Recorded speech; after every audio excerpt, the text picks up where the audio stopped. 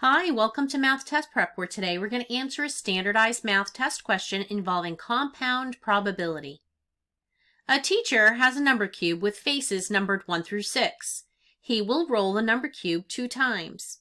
The tree diagram shows all the possible outcomes that can result when the teacher rolls the number cube 2 times. Each time the teacher rolls the number cube, he will record the number shown on the top face.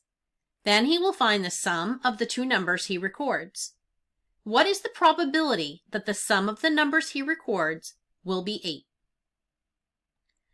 So we are given our sample space, which is a tree diagram, and it shows that the first roll here, we could roll a 1, 2, 3, 4, 5, or 6. And then the second set of branches represents the second roll.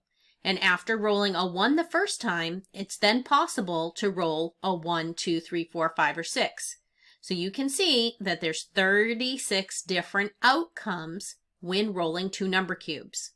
So each first roll then has 6 branches that roll off of that. So 6 off the first roll, 6 outcomes off the second roll, and you multiply to find the total number of outcomes, 36.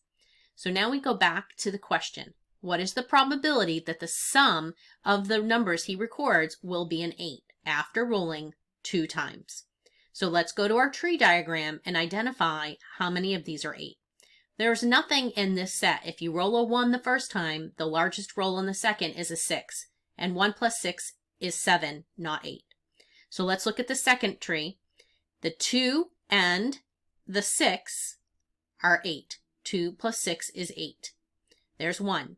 Now 3 plus 5 is 8, and that's the only one there. In 4, we can do 4 plus 4, 5 plus 3, and 6 plus 2.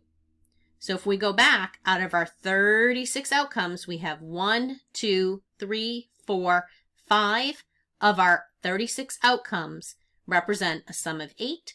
So our solution would be A, 5 out of 36.